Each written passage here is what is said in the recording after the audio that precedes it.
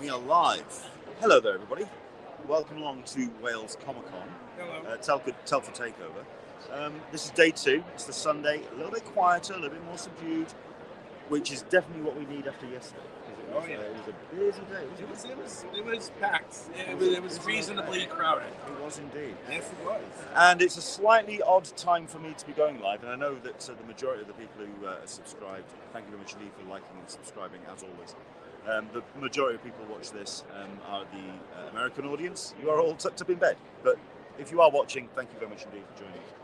We have one of your fellow countrymen joining us here today. Hello, Rich. How are you? I'm well, thank you. How are you? This has been a long time coming. Yes, it has. Yes, it has. I've been asking and threatening to get you on Talkin for some time. That's fine. I'm happy I'm here now. So this is kind of like a live version of the show, which is great because usually I'm talking on 2 separate windows, but you're in the chance to talk to you, which is great. This is wonderful. Yeah, I thoroughly enjoy getting content, especially when it's like, especially after the last 2 years. Oh, absolutely. Well, we'll get into cons and we'll get into all of that. We'll get into this one first. Okay. Wales Comic Con. Yes. It's got its own perceptions of how it treats its artists and its artist Sally. It's very much known as a pop culture con, but James doing his best to kind of invite some amazing creators. We've got Gary, we've got James Labarge over there. Absolutely. Gary Erskine's great. Isn't he just? You have a great plethora of artists here. Absolutely. So he's definitely doing his end of the bargain. Oh, yeah. How are you feeling, certainly with the people that are coming to your table? Is it people that have come for the other things that they're coming through, or are people coming for the artist side? Where are we at? I feel that, especially in the beginning of the day, when usually like the traffic just flows right across the table. Sure. And I encourage people, even if I wind up talking to them for about 10, 20 minutes, I encourage them to look at the rest of the show. Even if they want to buy anything here, I tell them, go to the rest of the show, see if there's anything else that you like. Yeah. Really like, because I want you to be absolutely sure you want to get this. Whatever I have. And the crowds, they usually... Interesting sales technique. Well, I'm not here just for the sales. I'm here for the interaction of the fans. Because that's how you build a relationship with your fans. Absolutely. I would rather build a relationship with the fans who decide that they want to get my stuff based on who I am, as well as what I do creatively. Sure. And I'd rather I don't feel good about like trying to get people to buy everything, trying to make a sale. It's not why I do what I do. I do what I do to tell a story. And if people like it, that's great. If they don't, that's on them, and it's okay.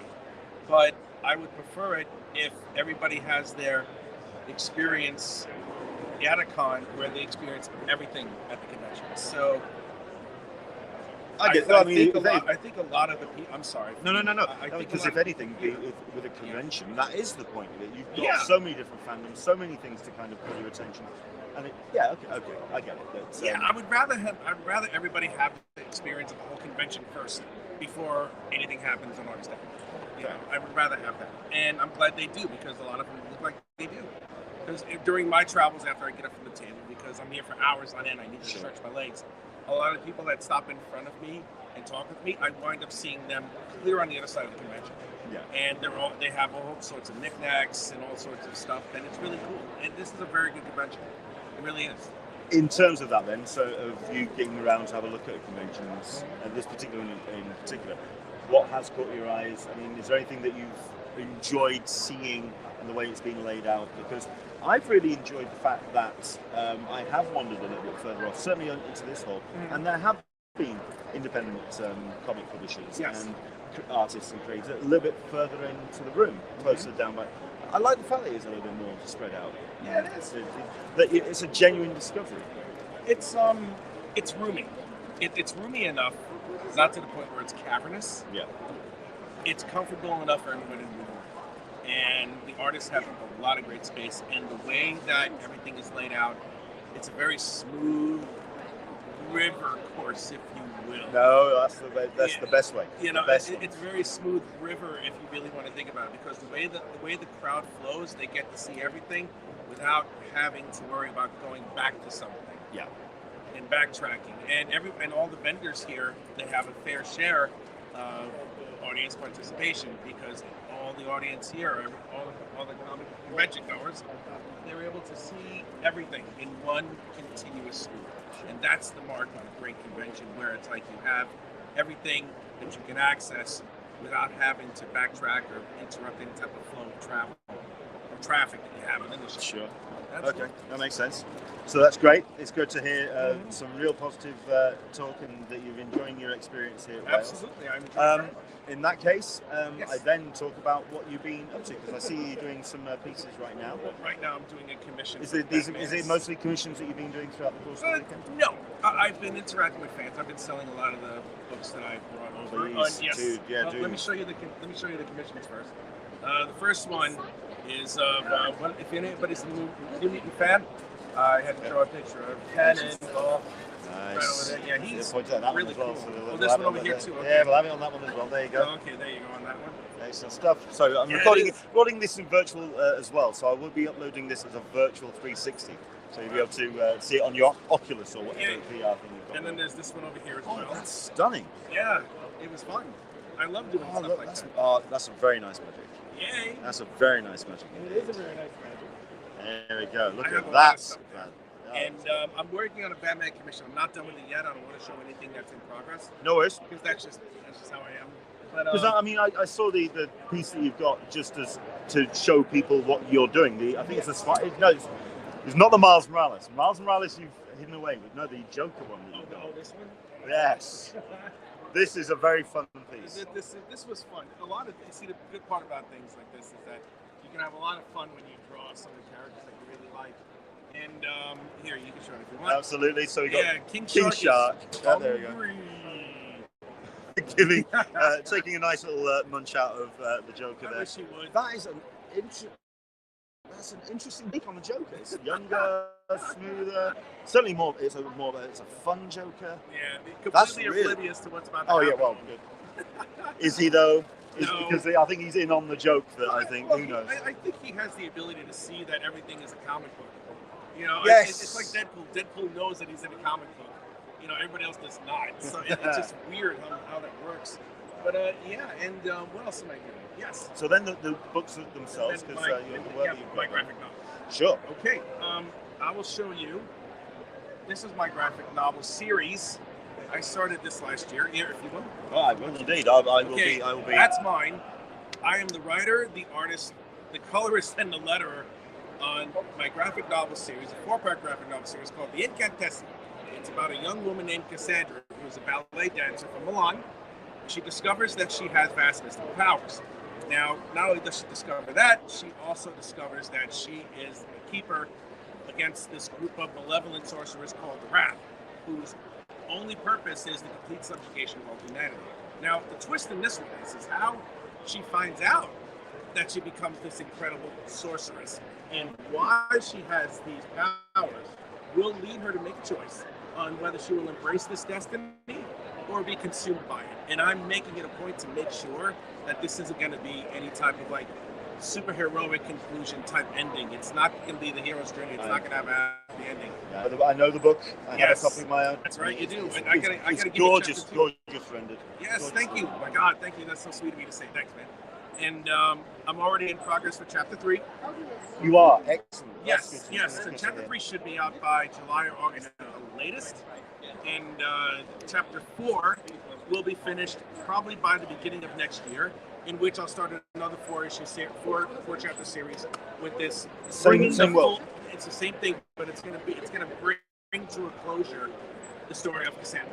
Wow. My main character, and the story behind her. Can I tell the story behind her? Sure, go for it. All right.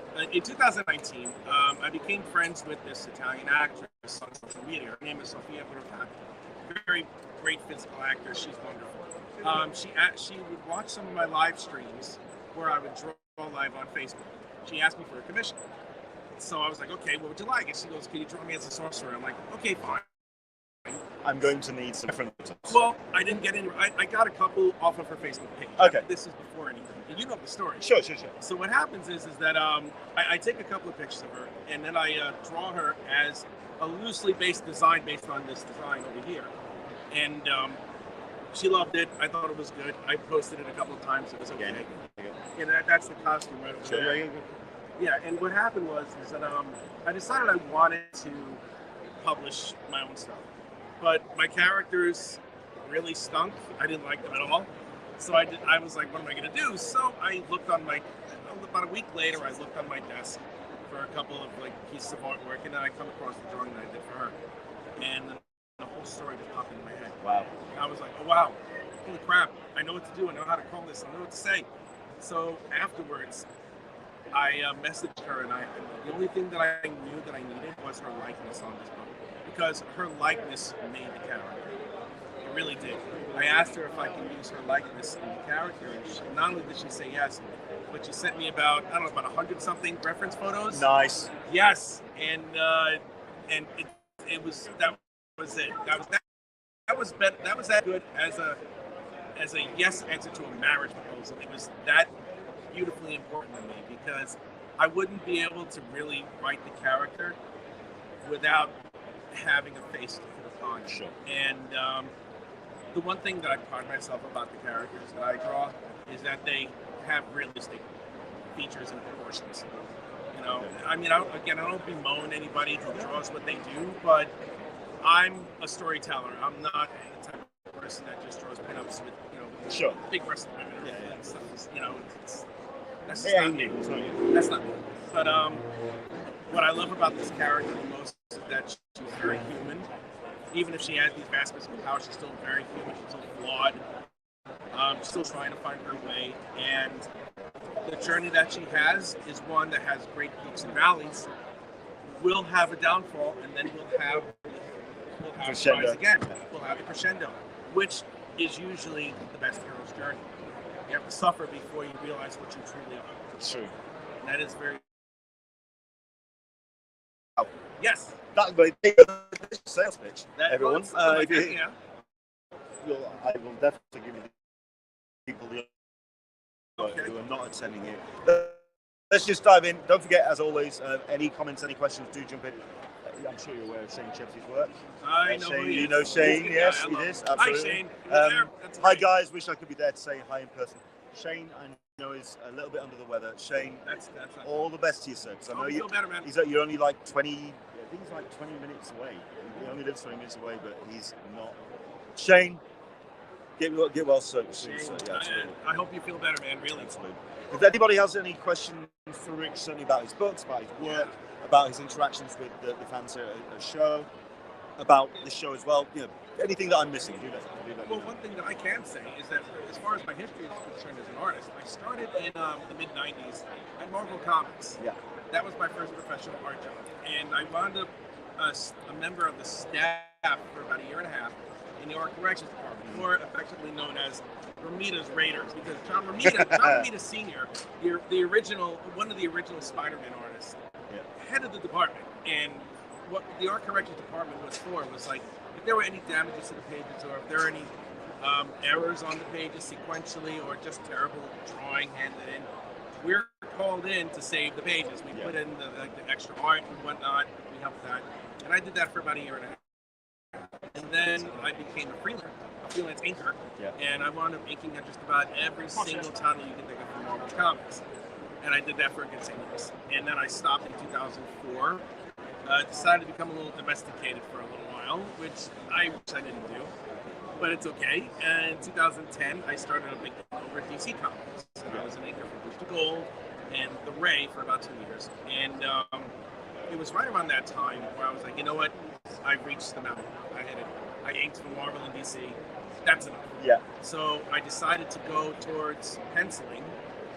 I knew that I had decent skills, but I had a ways to go.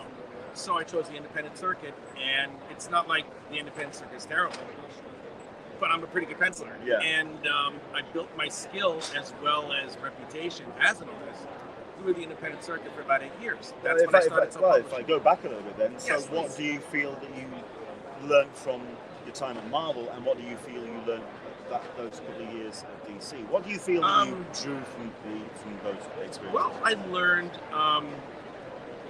I can imagine from the Marvel perspective that definitely that working as a team and working to do the corrections that were required, but to do them respectfully, I can imagine. Well, it's most artists. Am I projecting no, there? No. Most artists don't really interact all that much with other artists Sure. in Marvel because the overwhelming, like 99% of them are freelancers, and they're all over the United States and outside of the United States. So we don't really interact with each other. Forgive me. I mean, now we do because Facebook, and it's like, yeah, I'm friends with someone who's in the Philippines for X-Men or whatnot. But the point is that I've noticed a lot of politics, a lot of favoritism here and there. Yeah, Okay. well, that's common with everything. A lot of good contacts, and the fact that you're working for the largest comic publisher on the planet and you don't go to art school is pretty damn good. Yeah. Yeah, it was a wonderful time working for them, but that was my time. That was it. Okay. One thing I knew that I didn't want to do was be an inker for the rest of my life, because that's a very niche thing. Yeah. You know, you can't really do it anywhere else except for comic books. So I wanted to evolve as an artist, and that's why I became a penciler. Okay. You know, and so far, I'd like to think I'm doing a lot better. But working professionally as an artist in general, everything that I've done has made me the artist I am today. From all the knowledge that I've accumulated, Sure. from all the errors that I've made, from whatever mistakes I've made, I turn them into positives. All the work that you've seen and sort of like soaked in yourself. Oh yeah. Well, I've lost count on how much I've done, how many pages I've drawn. I mean, forget about the pages that I've inked. I've lost count on how many pages I've drawn for the books that I've worked on. And it's a good thing because it's like, oh, I've done this much. Okay, that's great. I just gotta keep going. You know, it's like once you hit that stride, you always want to make it.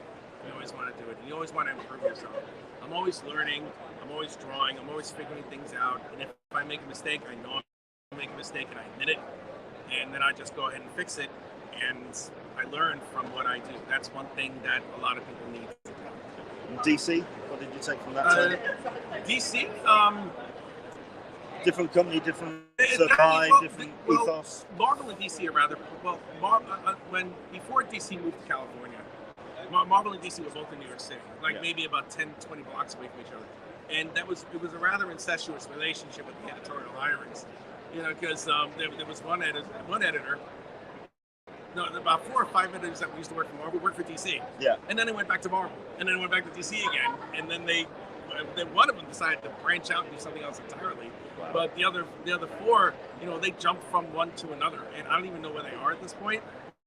But when DC moved to Burbank, you know, a lot of the editors that were there did not follow because it's like you can't just no. Burbank. I think that was an off-stated complaint or issue when they moved. I mean, I understand the move. I understand the financial aspect of it, but the creative aspect as well, because it's like now everyone's really close to each other. But the way that things happen over at DC, you know, it's like a lot of the people, a bunch of the editors that took the plunge and moved there got fired like a couple of years later, and it's like, well, you know, it's a fish. You know, from a company that, quite frankly, I mean, DC seemed very craven.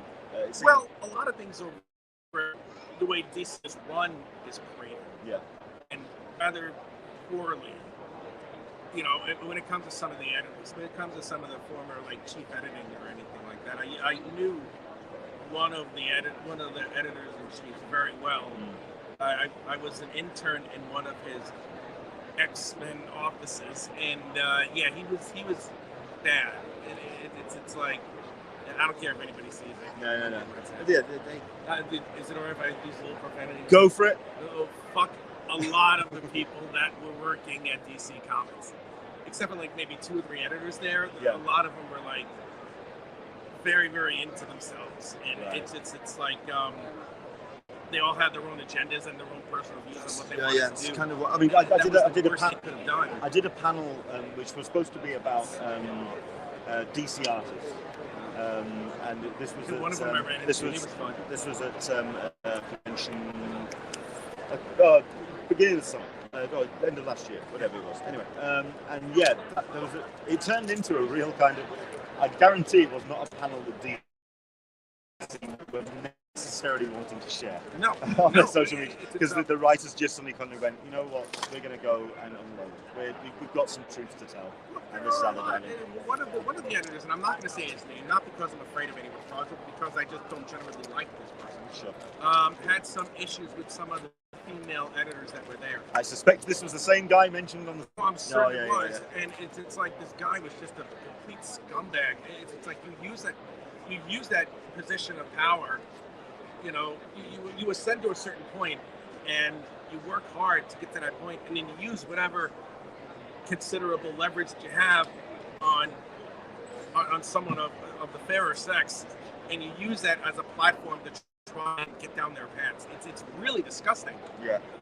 You know, I mean, it's like, I'm glad that person was suspended and then shit canned for good, because you don't do something like that. You don't. And it's like that. I find a lot of editors and a lot of artists too that I used to know over at DC, they have that little power trip that they think they have, and it's like, no matter how popular I get, no matter how quote-unquote big I get in the comic industry, whether it's indie or anybody else, I'm just a comic book artist. That's it. Yeah. I'm not saying that everybody has their own level of specialness, you know, but a surgeon is far more important than me. A soldier is far more important than me. A fireman is definitely far more important than me.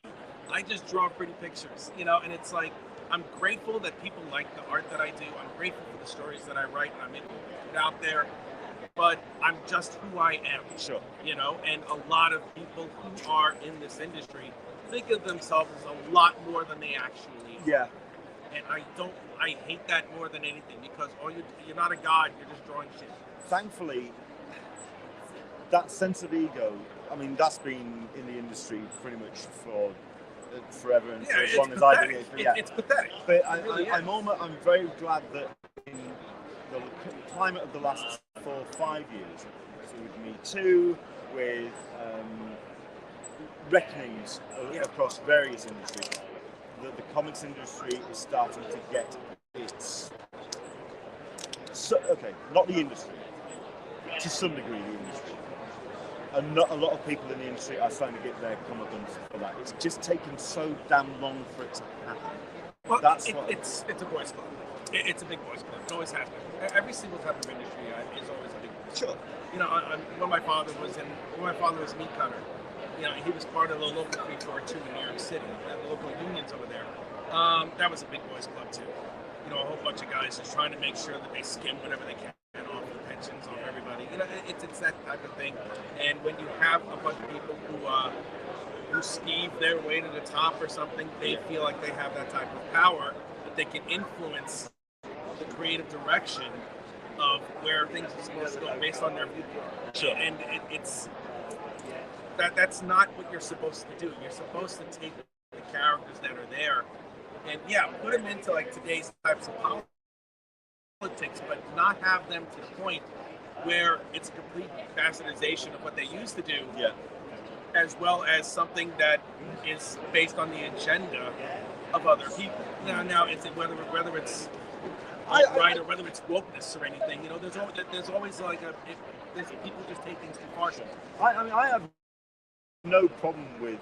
I consider myself woke. I consider myself a human being. There you go. I'm not. There you go. I'm not trying to say that like being woke is bad, or I'm trying to be like a Trumpist is bad. I have a lot of friends who have plenty of positive views on Donald Trump. I hate him for a crap ton of reasons, aside from being president, because I lived in New York all my life. There you go. Then there you go. I knew people whose families were destroyed who had contracting businesses. Sure. That Donald Trump did not pay. You know, he's a crap president. I don't care what anybody says, but he's a crap human being. First off, way all the way over there. But that's fine. That's like a tenth of a person that you are. You know, I mean, I have a couple of friends who may be Trump fans or something, but a couple of them are like soldiers who fought bravely. Yeah. You know, a couple of them, like one of them's a doctor, another one's a 3D modeler, and I get along great with everybody. Sure. You know, it's like fine, whatever political things you have to get past that and get to the humor. So what I was going to say was no. I'm right.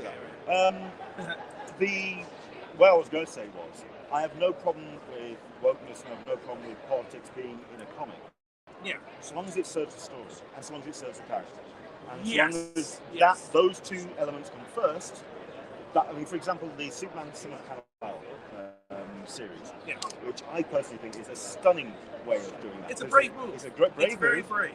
It's not only that is it brave, but it's also being told really sensitively. It's also in the background of a story. So I think that's a really great way of doing that. When you are hammering it over and it becomes didactic, it becomes more of that's a story breaks down. And those stories have kind of fallen by the wayside because they are no longer talked about. So I believe that those comics that get that balance right, and you talk about character first, story first, politics, as long as it serves, the internal logic of the story and the politics, as long as it all balances out and it works, I have no problem with that. It's when it does when it becomes an agenda, that's when it's bad. When it becomes the focal point of everything, that's when it's bad. Absolutely. Politics or any other type of like personal agendas or anything they need to be less than tertiary. Because if you have those as like the main focus as to why, there has to be. You see, it's like being outrageous for outrageous sake. A lot of indie books that I see, I don't care as it's either. Nothing. It's like out of nowhere. There's like boobs. Yeah. You know, and it's like that's the selling point of the whole book. It's like boobs. I think we're talking about movement, which dare not speak its name because it's not worth speaking. It's never worth speaking. They know who they are. I can care less that they know that it's me. The one thing that movement has got right, and this is where I'm now going to go into another part of the conversation. I got to hear this one. It's about the monetization of their business. At the end of the day, it's for them to raise the funds to tell their story.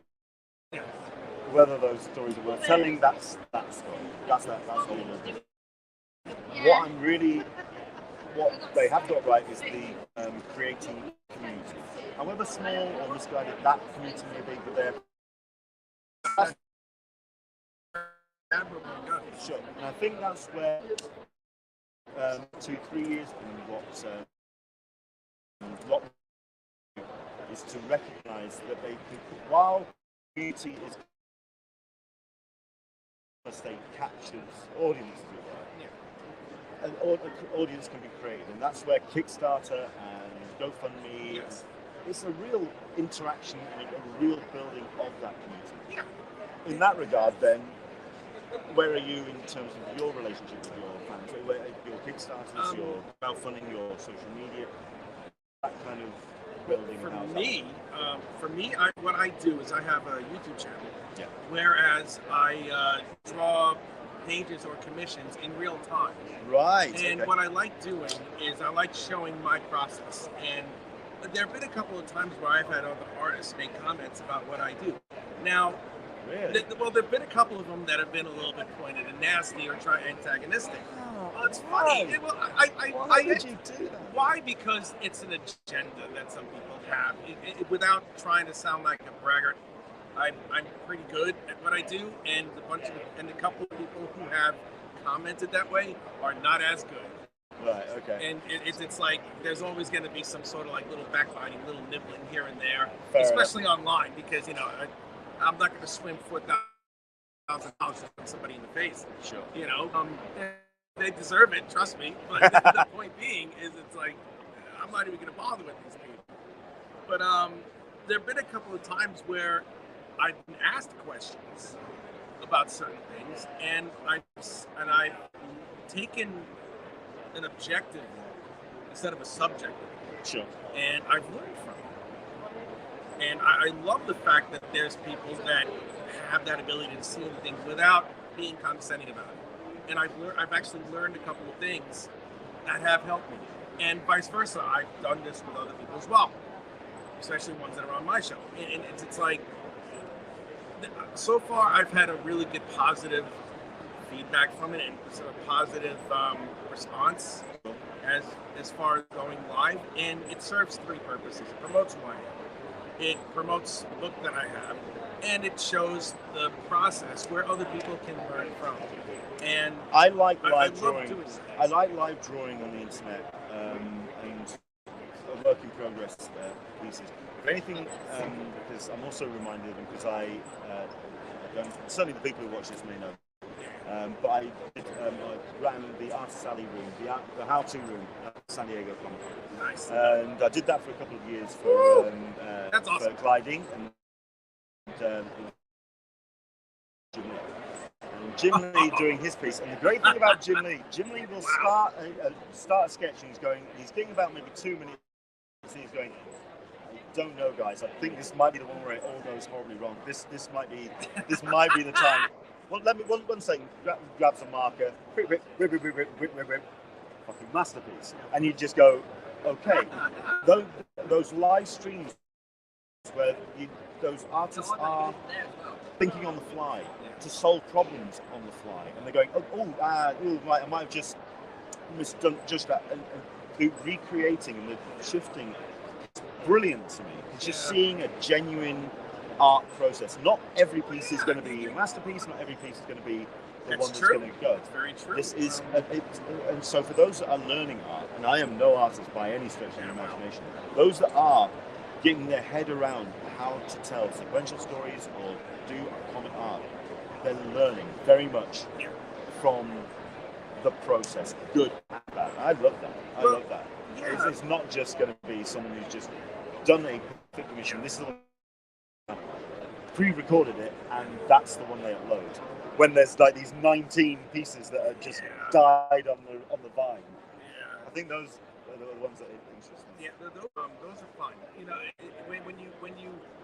when you draw live and you interact with fans, you become human, and you become a little bit more human to others. I mean, there have been a couple of times where it's gotten a little bit bad with some of the fans that I've had. A little weird, but very weird actually. Okay. But the majority of the time, great positive experience interacting with everyone because I show them who I am. Sure. Through my creative endeavors, you know, and there are times when it's like I will open up about who I am on a slightly personal level, and people get to know me. And they get to know my work, they get to know me inside of it. And I like that the best because, going back to what I said before, I'm just a comic artist. I'm not someone that you should be worshiping or like being a fan of, like to the point where it's like you're gonna do whatever I ask. No, I want you to relate to me just as much as I want to relate to you. Just because I want to relate to you or to anybody else out there. Because it's all about the interaction and getting to meet people, especially since this pandemic, you know, and which is doubly for me because during the pandemic I was diagnosed with cancer. Yeah, it's fun. Oh yes. No, I'm being sarcastic when I say that. As someone who's been through that bit himself, that really sucks. It does. It's not great, is it? Yeah, and when you just moved to the UK, starting life. And you have to have your neck cut out, you know, to have all your lymph nodes. You didn't have to pay for it. I had a very interesting conversation with a friend at the time. And it showed me, not everybody's like this, it shows me the depravity of whatever propaganda is talked about a general health system. Yeah. You know, and I've known this person for years, and we were great friends. When I told her that the NHS found the cancer that American doctors missed, she asked me, she's like, well, how could they have missed it? Maybe you went to the wrong type of doctor. And I go, no, I didn't. You know, it was the NHS that saved me, or at least found what was wrong with me. And now I have a chance, you know, because it was a different type of cancer that I had no knowledge about. That it's not the cancer that you get that's inherited in the genetic structure. It's a cancer that just happens. So I didn't know if I was, quite frankly, I didn't know if I was going to die. Yeah. That's the reason why I did this, you know, honestly. But I'm trying to explain Lit to her. the fire. Yeah, it definitely lit the fire. And I'm trying to explain to this person, and it's like, yeah, whoever found it, it's okay. I don't care as long as it's there. And then she decided to say, and then for some strange reason, she went into this thing where it's like, well, when my friend's in England and got sick, she went to the NHS and she had to wait two full hours to get. And I'm like, it's still my heart. And I'm like, oh my God, you poor thing. Did she have? So you're basing an entire health system that's been around for longer than you've been alive on one person on a 2 hour wait. From Staten Island, who had to wait 2 hours to get treated and didn't have to pay for it, even though she's not from that country. And I'm astonished at what this person is saying, and I'm like, okay. I told her exactly that. I was like, you're basing everything on this one person, and then she decided to say, well, it's like, well, this is what happens when you get free healthcare. I go, first off, it's not free. Because when I got the visa, when I had the money for the visa to get here, 2/3 of it was devoted to the NHS. The application for the visa itself is cheap. It's £1,000, relatively cheap, But the other 2,000 is for the NHS and everything else. And not only that, but I mean, as many people who pay taxes in the UK should know, and especially if you get your wage slip, you'll see not just the taxes that are coming out of the wage, the NI, the national insurance thing, that thing that comes out. Yeah, and guess what? The national insurance saved my fucking life. I'm alive because of that. And it's like, here I am, I'm listening to this person who's a close friend of mine, whose daughter was a student of mine, and I'm listening to this person try and tell me that the American health system is better than the NHS, and I'm looking at her, and she's trying to justify her own close-mindedness, and I'm like, I just told you I may be dying, and this is what's on your mind? So I finally go off on her and I go, look, I'm sorry that it didn't help the Fox News Christian agenda. I'm sorry. What I say? I said, I'm sorry that it didn't help your Fox News Republican Christian agenda that I didn't say the right things to you. Nice. Forgive me. And then she decided to scream at me in capital letters, of course. Going off on me. It's like, I'm not even a Republican. How dare you say that? Don't ever talk to me. Don't ever effing talk to me again. And I'm like, I just told you the most personal thing in my life, and you're worried about how your politics are. And I just like, you have to go. That's when I really cannot stand people. I cannot stand, and it happens in comics too. It happens a lot in comics. And I do my best to ignore them because I don't want to be perceived as someone who's going to be really aggressive. I can be, and I don't want to do that. And I'm like, just live and let live. I'm drawing comics. You draw your comics. You draw it. Do what you got to do. I do what I can. You do you. Exactly. But it's just that when people have agendas and people think that they're right, it doesn't matter if the purpose is not to be right. The purpose is to see things on a different perspective. And unfortunately, lately it's been very. I mean, before I came here, I was rewatching the John documentary about researchers. It's talking about Rorschach and about the influence on Steve Ditko's character, the question. So that's very kind of, sorry, Mr. Ray, the black and white. There's black, good, so there's good, and there's nothing. A real kind of hope. I think that's Rorschach. And it's Mr. A as well. On a very much more, I believe the quote was from Steve Ditko. I've heard of Rorschach, but he's like my character, Mr. A, but he's insane. That's the quote I like from that. But I think Steve Ditko, if he was still alive today, if he was still alive today, he would be very much, I'd say, at home in today's politics, because there is that kind of real binary. It's big scale. It's a big scale. Well, that's engineered.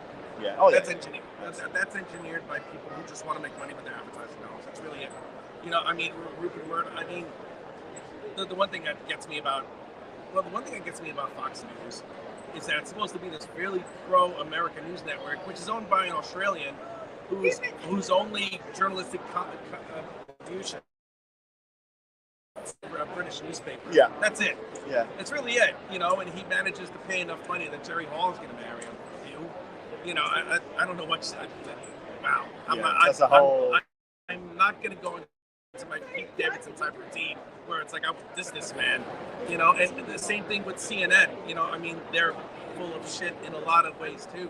Now if you've heard of Joe Rogan, yes, I like Joe Rogan not because of his politics, but because he doesn't pretend to know more than the person that he's interviewing. It is, and let me. Go.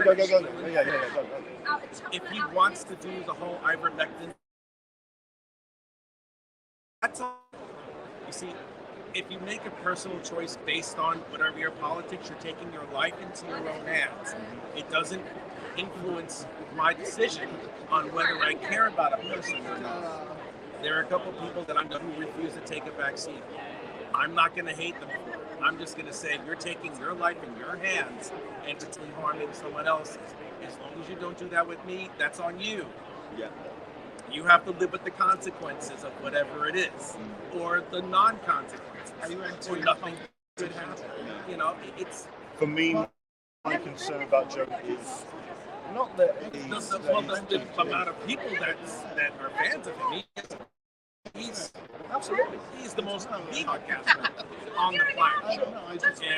So my concern with him is not necessarily his popularity, not necessarily his politics. It's the flexibility of his politics purely because of he wants to placate the person that's sat across him. Well, he doesn't placate. He listens. There's a difference. He listens. He leans right. Yeah. He leans right, and I'm not going to deny that. But he placates. If he's going to placate anybody, he's going to placate his more consistent guests. Yeah. Because he's more familiar with them. It's like a friendship. You know what I mean? And Joe Rogan is a very regular guy who happens to have the most popular podcast on the planet. Yeah. But I've seen him embrace leftist ideals, especially. I mean, he wanted to vote for Bernie Sanders at one point. I mean, that's about as far left as you're going to get. Yeah. You know, he supported Bernie Sanders for quite some time, and over time, he would talk about other people, and he leaned more towards Trump. If he gets a little bit more people who are on the left, a little bit more pragmatic, you know, it influences, not so much influences thought, he thinks more and he learns more, and that's how I feel. I'm never going to lean right no matter what. That'll never happen.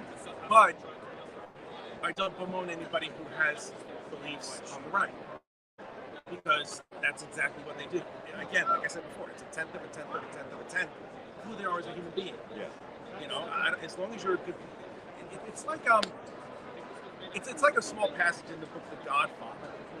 You know, with Vito Corleone, when he first started Criminal Venture, he's like, as long as what you do does not interfere with me, we're okay. I don't care what you do. As long as what you do does not interfere in my life, we will be fine. Yeah. And that's how I feel.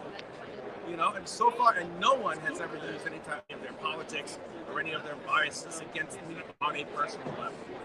And I've made sure that I would never do that either.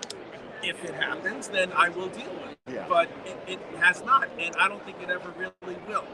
Because the overwhelming majority of us, both on the left, on the extreme left, and the extreme right, really don't want to have all that type of confrontation. Because in the end, I think we all know it's really not worth it. You're right. It's not worth it. Tell you what, I mean, we're approaching 45. We were going to be talking about films and comics, but we got into all sorts. And I love that. Go off. I've got other things to do. But we'll wrap things up. But we'll come back to the comments and how people can find out more about you, find out more about your views and your live views and your live streams as well. Let's go for the full sale. Okay, you can find me here. If you want to find me on Facebook, that's my face. Yep. You can look for it in the Facebook thingy. It's Rich Perrotta, 2 R's, 2 T's. It's a very strange Italian name, which I can't say. You can find me on Facebook. You can follow me or send me a friend request. I prefer the friend request, to be honest. That would be great. You could also find me on my YouTube channel called, don't laugh, it's called The Richness. And I have about 150 videos up there now categorized. And you can watch any of the videos that I've done for the drawings that I have. And if you subscribe to the channel and you ring the bell to get the notification, you'll know when I go live. And usually I go live between the hours of 6 and 8 during the week, British time. So anyone in America, from 5 hours behind to 8 hours behind in California, that's when my show usually starts. So if I start at 8, in the afternoon over in the United States. And I will start my. I go live. For anybody who's subscribed to my channel, I'll let everybody know. And in July and August, I'll have a Kickstarter for Chapter 3. And on my Facebook, I usually post every day about the art that I do. And well worth checking out. Well worth checking out. That's really much it. The channel's very much worth checking out. Yes, it is. It is. Very much so. Rich's social media across the board is well worth checking out. And if you can find the man at a convention, please do, because he's very much worth his tables checking out. And also, I can tell, just to listen to talk to you, which cons are you? What have you got lined up? Because I know that you're doing well. Where I met you was in. Yeah. So. Is that on the No, because I won't have the supplies for that. Fair enough. And I have another show in May. Okay. I have a show in May that I have to go to for one day. And then what else? And I think I have yet another show sometime in later May, so it's going to interfere with the Nottingham show. There's also going to be the show in St. Albans, in Reading. I was supposed to go to Liverpool in May also, but I can't afford that right now. Well, it's a lot because I'm working full time at the same time. So it's like there's that. I'll probably go in the later months. I'll be at MCM London. I'm going to see about a couple of other conventions. I think I have Wentworth or wherever it's supposed to be. And if you follow me on social media, you'll be able to see everything that I do. We'll do our best to share that as well. If you follow me on the old socials, Englishman SDCC, we'll do our best to keep up to date. I am pleased. Pleasure is mine. Like I say, it's been a long time coming. It's been very much worth it. And I hope it's not the only time. Absolutely. We'd love to get you back on as well. Supposed to be doing a show tonight, which is 10 a.m. Pacific, 1 p.m. Eastern, 6 p.m. GMT. However, I got those completely wrong. 6 p.m. GMT, 10 a.m. Yeah, no, I was right. 10 a.m. Pacific, 1 p.m. Eastern, 6 a.m. GMT. I usually say, yeah. It's supposed to be, but we may be travelling back tonight. So we may not be able to do a live show. We'll keep your eye on the socials. We'll let you know. I'm also going to try and post as many of the videos I've been recording throughout the course of the weekend as well, including the VR stuff from the 360. We'll try and get open as well. Other than that, keep your eyes open, like and subscribe, because I'll try and post some more throughout the course of the weekend. Hopefully I'll see you as well for the Vikings panel at 3 o'clock, which apparently I'm going to be hosting a little bit later. But take care. If you're here at Wales Comic Con, come and join us here at the Artist Alley. I don't know, it's not actually called an Artist Alley, is it? It's an artist corner. The Artist Corner. It's an artist corner. It's in Hall 2. Come and check it out. Yes, and, Hall 2. Over here. Say hi to me. I'm awesome. It's so there you go. Take care. Enjoy the rest of your weekend. Bye. And hopefully we'll get some more live stuff up throughout the course. Take care. Ciao. Take care. Ciao. Get well soon, Shane. All the best, mate. Get well, Shane. Peace.